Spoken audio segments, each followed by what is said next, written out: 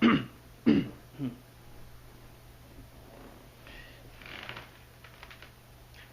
happy holidays, everybody. Merry Christmas. What's going on, guys? This is my annual that I do every year since the beginning of YouTube. This is my end of the year Game Awards series where we talk about the best of the best. And then finally, Game of the Year. But then I have some other categories to talk about. Got one today. So we're going to be talking about the best shooters. And I have a winner. And this is the year of the shooters. There's been some great shooters this year. There's been a lot of them. Some really, really good. I could talk about and mention every one. I'm not going to do that. I'm just going to talk about a few and then the winner. Okay? We'll talk about the top three. The top three that had the biggest impressions and impact on me and which one I enjoyed the most. And I'll tell you what my pick is. I'll tell you what my winner is, okay? So we've had a big diverse, atmosphere and setting of shooters. We've had, let's see, we've had, World War I. We've had kind of like space, all around the world, kind of different, hell. All different settings, everything from Doom to Battlefield 1, Titanfall 2, Battleborn, remember that one? And there's been a lot of different types of shooters. One of my favorites of the year was Doom, definitely. Doom was awesome. I absolutely love the franchise. I go back to the early days of Doom. When I was a kid, playing on PC, playing the shareware version. I love Doom 2, Doom 3. I remember, getting it for my PC. I remember playing hours with Doom 3. Doom 3 was different. Doom 3 took a turn. It definitely was different than the first two, but really good in my opinion. It was scary. Doom was scary. It was a shooter, but it was known to be frightening. It was scary. Monsters and dark. You had a flashlight. But the new Doom was really, really well done. It was a well-made game. I thought the campaign was awesome. I thought the graphics were stunning. The sound was stunning. And the multiplayer was really good. Multiplayer is a big factor in shooters. Pretty much everybody goes to the multiplayer. They all talk about story and campaign, and they want a story, and they want a campaign, and they don't want a... it's funny. I always say this as a joke. Everybody always said, Call of Duty, why does it even have a story campaign? We just want the multiplayer. Oh, Titanfall 1, how come it doesn't have a story campaign? It just has multiplayer. Huh? That's how I get from, it's ungrateful people that are never happy. But, yeah, it's funny, so it's a balance, but multiplayer is a huge part of shooters, and people think of multiplayer, the first thing they think of is shooter. I thought the multiplayer for Doom was really good. I really did. It was that old school feel multiplayer. Everybody was like, how come it doesn't play like Call of Duty? How come it doesn't play like Battlefield? Because it's not. It's not. It's not supposed to. The way that, my impression was, the way that the Doom multiplayer felt was the way it was supposed to be made. That's the point. The things that you don't like about it is the point. And I absolutely love it. They're probably wearing diapers when multiplayer was like that in shooters. But I remember playing it. I used to play that, Quake, and Unreal Tournament. We used to set up servers and PCs, me and my cousin, just to play those games.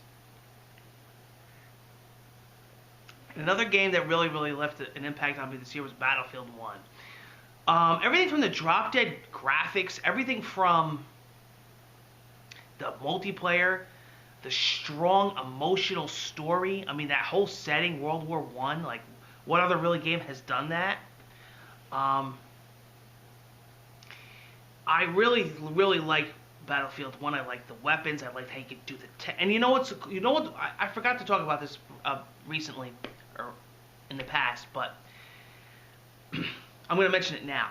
In Battlefield 1, what I like is that there's room for everyone. There's something for everyone. Say you're not really into multiplayer, or you're not really the best at shooters. Well, there's different classes. You could be a medic. You could be a sniper. You could be like a scout, a support, assault, or you don't even have to do that. You could do an airplane. You could do a tank. You could be on a horse. The game has a lot of variety, and I believe the game has something for everyone, and that's awesome. That's awesome to have in a game. Like I said, the graphics are drop dead gorgeous. It had a really strong emotional story campaign. You got to play as different characters in different, areas of the map. And it was really, really well done, guys. Battlefield 1 was really well done, okay? I'm going to get right into my game, my shooter of the year, all right, and why. In 2016, among the best of the best, I believe all the shooters this year were really good in their own way, all of them. But Titanfall 2 was absolutely amazing. I love what Titanfall 2 did. They answered the fans. They gave people what they wanted. But my shooter of the year has to go to Overwatch. Overwatch is one of my all-time favorite games this year. Probably the most time that I synced into a game in a long time, probably since Destiny. There's so much variety. Again, every character is completely different. There's a character for everybody. They're awesome. They're all lively. They all have personality. The graphics are great. The maps are great. The modes are fun. They're constantly supporting the game. They don't charge you for any DLC. Anything that's cost money is cosmetic, which I have no problem supporting because the game developers care so much. Blizzard, they're phenomenal. They're doing this game justice. They're really keeping to their word. They're supporting the game. They're doing tweaks. They're doing fixes. They care what you say. They write you back on Twitter. They want you to have a voice. The developers are always making these vlogs about what's coming. They're coming out with free characters. They're adding to the game. They're adding maps.